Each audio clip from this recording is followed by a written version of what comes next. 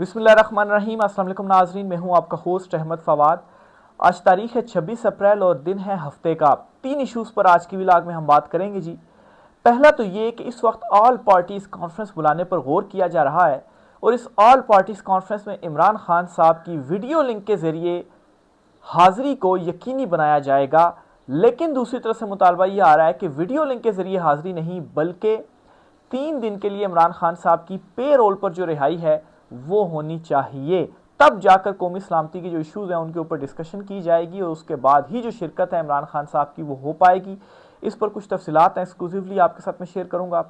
दूसरे नंबर पर नाज़रीन ये है कि इदारे के अंदर से इमरान खान साहब की हिमायत में अब जो आवाज़ें हैं वो उठना शुरू हो गई हैं। अब यहाँ तक कह दिया गया है कि अगर आप अवामी सपोर्ट हासिल करना चाहते हैं तो आप इमरान खान के पीछे खड़े हों, क्योंकि अवाम इस वक्त इमरान खान के पीछे खड़ी है। ये एक बहुत बड़ी डेवलपमेंट हुई है। क्या चल रहा है इस हवाले से भी कुछ तफसीलात हैं, वो भी आपके साथ में शेयर करूंगा। और आखिर में नाज़रीन आपको बताऊंगा कि ये जो चुनतखीब रजीम है और ये जो अर्दली हुकूमत है, ये कैसे इस वक्त जो भारत और पाकिस्तान के दरमियान एक कशीदगी और भारतीय साइड पर जो एक जंगी जनून सवार है, इस सारे मामले में भारत को बड़ा फ़ायदा जो है वो पहुंचा रहे हैं। ये ऐसा क्या कर रहे हैं, ऐसा क्यों कर रहे हैं, क्यों इनकी जानिब से मुकम्मल तौर पर खामोशी है, क्यों नवाज शरीफ जो है वो बोल नहीं रहे, इस पर भी कुछ तफसीलात हैं। बोल नहीं रहे बल्कि उल्टा फ़ायदा दूसरी तरफ जो है वो पहुंचा रहे हैं। ऑलरेडी आलमी सतह पर आप तन्हाई का शिकार हो गए हैं, क्योंकि आलमी जो आवाज़ें हैं वो सारी की सारी भारत के हक में उठ रही हैं और ये कहा जा रहा है जी कि हम आपके साथ हैं दहशतगर्दी की जंग में। और भारत अपना जो बयानिया है वो बड़ी जो है वो कामयाबी के साथ बिल्ड कर रहा है। यहाँ पर बजाय इसके कि उसको काउंटर किया जाए, उनको फ़ायदा कैसे पहुंचाया जा रहा है, इस पर भी कुछ एक्सक्लूसिव डिटेल आपके साथ में शेयर करूंगा। सबसे पहले तो जी आते हैं जी ऑल पार्टीज कॉन्फ्रेंस पर। मुद्दा इस वक्त ये है कि दबाव इस कदर इस वक्त बढ़ चुका है कि सवाए इमरान खान के कोई ऑप्शन नहीं है। और ये चुनतखीब रजीम और ये जो अर्दली हुकूमत है अब किसी तरीके से इमरान खान को इस तरह से इन्वॉल्व करना चाहते हैं कि जो अवामी हिमायत है इमरान खान के ज़रिए वो हमें मिल जाए और हम इस इक़्तिदार से भी चिमटे रहें। अब किया ये जा रहा है जी कि एक ऑल पार्टीज कॉन्फ्रेंस बुलाने पर गौर किया जा रहा है। इस कॉन्फ्रेंस के अंदर तमाम जो सियासी जमातें हैं इनको शिरकत के लिए दावत दी जाएगी। लेकिन असल जो इसका मकसद है वो ये है कि किसी तरीके से इमरान खान इसके अंदर जो शिरकत है वो कर लें और इमरान खान साहब वीडियो लिंक के ज़रिए इसके अंदर जो शिरकत है वो कर लें। अब इमरान खान के हवाले से इसलिए किया जा रहा है क्योंकि जो इम्पैक्ट है पब्लिक के ऊपर वो सिर्फ और सिर्फ इमरान खान के ज़रिए ही डाला जा सकता है। और जितनी भी सियासी जमातें हैं वो बेशक इकट्ठी हो जाएं, वो इकट्ठी ना हो, वो बेमानी है, उनसे कोई भी इस वक्त फ़र्क नहीं पड़ता। इवन के पाकिस्तान तहरीक इंसाफ की जो लीडरशिप है वो खुद भी इस वक्त बेमानी है, उनकी शिरकत से भी कोई जो फ़र्क है वो नहीं पड़ता। असल जो इम्पैक्ट है वो इमरान खान का ही है। तो इसलिए जी अब ये कोशिश की जा रही है कि इमरान खान साहब जो हैं एक ऑल पार्टीज कॉन्फ्रेंस बुलाई जाए और फिर उसके बाद कौमी सलामती कमेटी का इजलास बुलाया जाए और फिर उस इजलास के अंदर इमरान खान साहब जो हैं वो वीडियो लिंक के ज़रिए उस इजलास में मौजूद हों। और ये जो इजलास होगा ये इन कैमरा होगा और इस इन कैमरा इजलास के बाद एक एलामिया जारी किया जाएगा और उस एलामिया को फिर ये बताया जाएगा जी कि ये एक मुश्तरका एलामिया है और ये इमरान खान साहब की भी मर्ज़ी का एलामिया है, ताकि उस एलामिया के बाद एक जो इम्पैक्ट है वो आवाम के ऊपर डाला जा सके।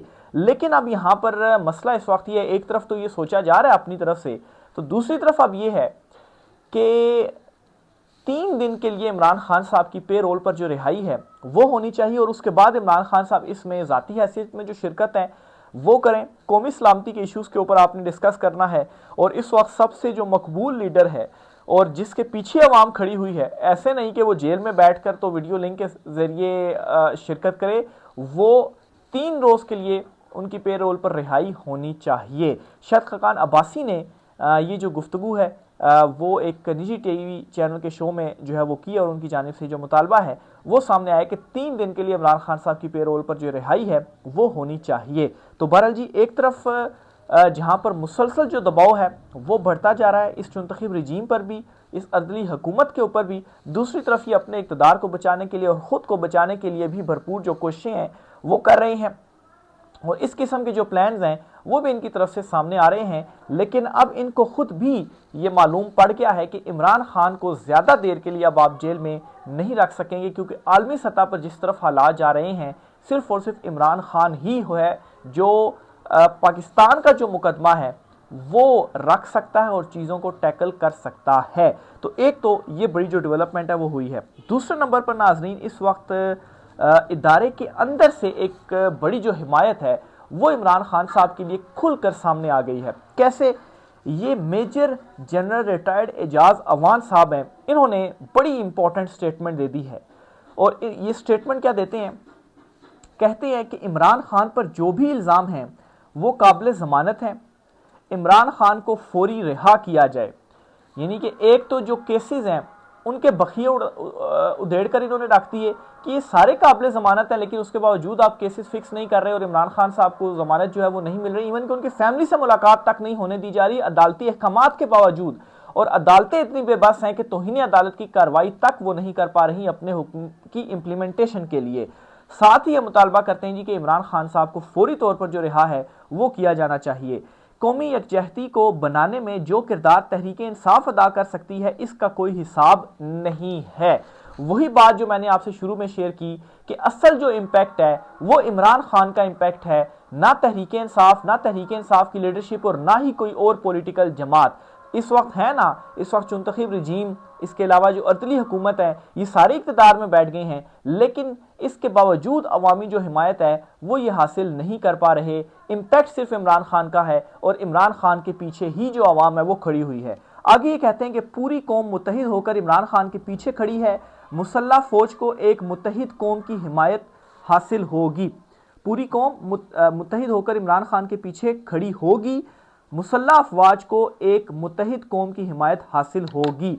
अब इसमें जो ये बात कहना चाह रहे हैं, क्योंकि दूसरी तरफ से ये आता है ना जी कि अवाम जो है वो हमारे साथ है, तो यहाँ पर major general retired Ijaz Awan साहब ने ये मैसेज दे दिया है बिटवीन द लाइंस कि पूरी जो कौम है वो इमरान खान के पीछे खड़ी हुई है, और अगर आप इमरान खान के पीछे खड़े होंगे तो आपको भी अवाम की जो हिमायत है वो हासिल होगी, अदरवाइज आपको अवाम की हिमायत हासिल नहीं है। और इमरान खान की हिमायत हासिल करने का जो है वो किस तरीके से आप हासिल कर सकते हैं? आप एक तो अदलिया को आज़ाद छोड़ दें, इमरान खान साहब यही कहते हैं, अदलिया को आज़ाद छोड़ दें, जो इमरान खान साहब के केसेस हैं वो कानून के मुताबिक ख़त्म हो जाएंगे, अवामी मैंडेट जो है वो वापस किया जाए जो इमरान खान का है। और दूसरा जो इमरान खान साहब कहते हैं कि इंसाफ जो है वो ज़रूर होगा। हाँ, अलबत्ता जहाँ तक मेरी ज़ात से मुतल्लिक चीज़ें हैं, जो कुछ आपने मेरे साथ किया या मेरी फैमिली के साथ किया उसकी जो माफ़ी है वो मैं दे सकता हूँ, लेकिन जो जुल्म किया गया, जो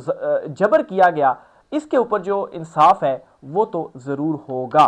तो ये जी इमरान खान साहब का मैसेज है। और ऊपर से अब ये major general retired Ijaz Awan साहब ने बहुत ही जो इंपॉर्टेंट स्टेटमेंट है जी वो दे दी है, और इस स्टेटमेंट को आपने उस खबर से भी मिलाकर देखना है और फिर डॉट कनेक्टिंग करनी है कि 4 जनरल्स जो हैं उन्होंने दरख्वास्त दी है इमरान खान साहब से मुलाकात करने के लिए। अब जाहिर सी बात है इस पर कॉन्स्पिरेसी थ्योरीज हैं जी कि अचानक से उन 4 जो रिटायर्ड जनरल हैं उनकी तरफ से दरख्वास्त क्यों आती है, और क्या वो जो दरख्वास्त है वो किसी के कहने पर या किसी की इजाज़त के बाद दायर की गई, क्योंकि सबको ये मालूम है कि अगर फैमिली से मुलाकात नहीं करने दी जा रही तो उनसे मुलाकात कैसे होगी जब तक इजाज़त नहीं मिलती। तो इसका बड़ा आसान तरीका है जज करने का, अगर ये चारों रिटायर्ड जनरल्स इमरान खान साहब से अडयाला जेल में मुलाकात करते हैं तो इसका मतलब यही है कि जो मुक्तदरा है उनकी इजाज़त से ही ये दरख्वास्त दायर होती है और उनकी मर्ज़ी से ही जो मुलाकात है वो होती है। और असल में उन्होंने इन चारों को भेजा है जी कि कोई जो डील है वो इमरान खान साहब से हासिल कर ली जाए, और ये जो भारत वाला इशू है इसको उठा के और कौमी सलामती के इशू को उठाकर कोई जो डील है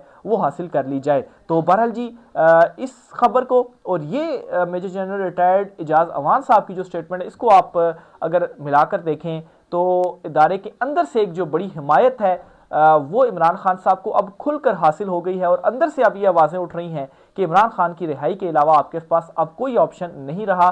जो सूरत हाल इस वक्त आलमी सतह पर बन चुकी है, आपको अपनी आवाम की जो हिमायत है वो लाजमी चाहिए, और आवाम खड़ी हुई है इमरान खान के पीछे। आखिर में जी आपके साथ एक और बड़ी जो डेवलपमेंट है वो शेयर करनी है। ख्वाजा आसिफ साहब जिन्होंने एक जो स्टेटमेंट है जी वो दी बेसिकली एक बैरूनी जो मीडिया आउटलेट था उसे इंटरव्यू दे रहे थे ख्वाजा आसिफ साहब, और ख्वाजा आसिफ साहब क्या कहते हैं। इसमें एक बहुत बड़ा इकरार है। पहले ये स्टेटमेंट सुने, फिर मैं अपनी जो बात है वो स्टैब्लिश करूंगा कि कैसे ये भारत को फ़ायदा पहुंचा रहे हैं, बजाय इसके कि आप जो है वो जिस तरह से इमरान खान साहब ने स्टेटमेंट दी थी कि हम रिटेलिएट करने का सोचेंगे नहीं, बल्कि हम रिटेलिएट करेंगे, और उसके बाद भारत को पीछे हटना पड़ा था। तो ख्वाजा आसिफ की स्टेटमेंट सुनिए, फिर इसके ऊपर मैं तबसरा करता हूँ जी। ख्वाजा, लेकिन सर आप ये तस्लीम करते हैं कि पाकिस्तान का एक तवील अरसे से इन दहशतगर्द तंजीमों की पुश्त पनाही का रिकॉर्ड रहा है। ये स्काई न्यूज़ की जो एंकर पर्सन थी उन्होंने क्वेश्चन किया ख्वाजा आसिफ साहब से कि आपका ये रिकॉर्ड है, आप क्या ये तस्लीम करते हैं। तो इस पर ख्वाजा आसिफ ने क्या जवाब दिया जी कि हम ये डर्टी वर्क अमेरिका और मगरिब के लिए 3 दहाइयों से कर रहे हैं। यानी कि खुद को दहशतगर्दी से खुद ही जोड़ रहे हैं कि वाकई हम ये कर रहे हैं, लेकिन ये डर्टी वर्क हम अमेरिका और जो मगरबी ममालिक हैं उनके कहने के ऊपर कर रहे हैं, और 3 दहाइयों से कर रहे हैं। हमारी गलती थी, हम अब इसको भुगत रहे हैं। तो अब ये जो स्टेटमेंट ख्वाजा आसिफ ने दे दी है, इसी स्टेटमेंट को भारत उछाल रहा है कि देखें पाकिस्तान का जो डिफेंस मिनिस्टर है वो खुद ये इकरार कर रहा है कि वाकई दहशतगर्दों को बनाने में या इनकी पुष्टपनाही में जो है वो हम ही मुलविस थे, लेकिन ये काम हमने अमेरिका और मगरबी ममालिक के कहने के ऊपर किया और 3 दहाइयों से कर रहे हैं, और ख़ुद भी ये इकरार कर रहे हैं कि ये डर्टी वर्क था और हमने जो गलती है वो की है। एक तो पहला काम इन्होंने ये किया कि जो भारत ने सिंध-ताश मुआहदा मुअत्तल किया उसके जवाब में इन्होंने 24 घंटे लगा दिए, जिसकी वजह से उस 24 घंटे की खामोशी की वजह से सिर्फ भारत का जो बयानिया था मीडिया के ऊपर, आलमी सतह के ऊपर, वो चलता रहा। और अब ये जो ख्वाजा आसिफ की स्टेटमेंट आई है, इसने मजीद उस बयानिए को जो एक फ़ायदा है वो पहुंचाया, और इस चीज़ को लेकर वो मजीद जो प्रोपेगेंडा है वो कर रहा है कि देखें पाकिस्तान खुद ही जो है वो एग्री कर रहा है, और फिर उसके साथ ही जो आलमी सतह पर ममालिक की जो सपोर्ट है वो इस वक्त 100% जा रही है भारत के साथ। कोई भी स्टेटमेंट पाकिस्तान के हक में सामने नहीं आ रहा, सारी जो स्टेटमेंट्स दी जा रही हैं वो भारत के हक में दी जा रही हैं, और कहा क्या जा रहा है कि हम दहशतगर्दी की इस जंग में आपके साथ हैं, और इसकी जो मजम्मत है वो की जा रही है। तो एक तरफ भारत क्या तैयारियां कर रहा है, दूसरी तरफ उसको जो सपोर्ट है आलमी सतह पर ममालिक की वो मिलती जा रही है, और फिर आपका डिफेंस मिनिस्टर इस किस्म की स्टेटमेंट दे रहा है। तो आप खुद को जो आपकी ये नाकाम सिफारतकारी है इसकी वजह से आलमी सतह पर भी खुद को तनहा कर चुके हैं। हालांकि जो नुकसान हो रहा है या जो मुआहदों की खिलाफ वर्जी है वो भारत की तरफ से ही की जा रही है कि सिंध-ताश जो मुआहदा है वो उसे मुअत्तल कर रहा है, और अगर उसको ये सपोर्ट मिलती है तो आप इसके ऊपर मुआहदे के ऊपर इंप्लीमेंट करवाने के लिए आलमी इदारों के पास ही जाएंगे। अगर वो सपोर्ट कर रहा है भारत को तो आप किस तरह से मुआहदे के ऊपर इंप्लीमेंट करवाएंगे। अब पानी के बगैर तो गुजारा नहीं हो सकता, तो फिर एक आखिरी जो ऑप्शन है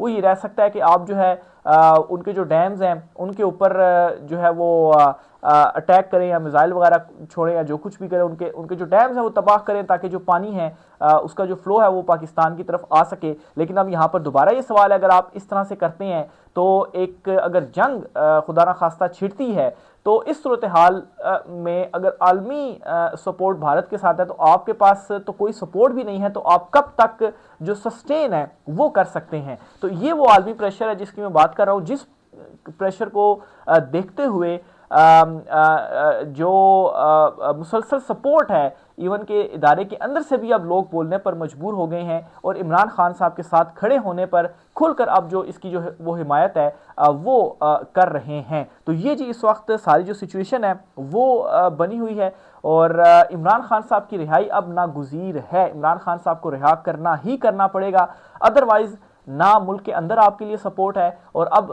आलमी सतह पर भी आपके लिए जो सपोर्ट है वो ख़त्म हो चुकी है। आखिर में जी जो रऊफ़ हसन साहब हैं इन्होंने ख्वाजा आसिफ की स्टेटमेंट पर रद्द-ए-अमल देते हुए कहा है कि क्या पाकिस्तान के वज़ीर दफ़ा खुद अपने मुल्क पर दहशतगर्दी की सरपरस्ती का इल्ज़ाम लगा रहे हैं। ये सारा गैर कानूनी और नाजायज़ ढोंग अब बिखर रहा है और इसका मुकम्मल नुकसान पाकिस्तान को हो रहा है। क्या कोई है जो होश के नाखून ले या ये पागलपन यूं ही चलता रहेगा। इससे पहले बम्बई हमलों जो अटैक्स थे उस पर जो नवाज शरीफ की स्टेटमेंट सामने आई थी उसने भी पाकिस्तान को उस वक्त जो है वो बड़ा एक उसकी जो इमेज थी वो ख़राब की, और अब ख्वाजा आसिफ ये जो स्टेटमेंट है वो दे रहे हैं।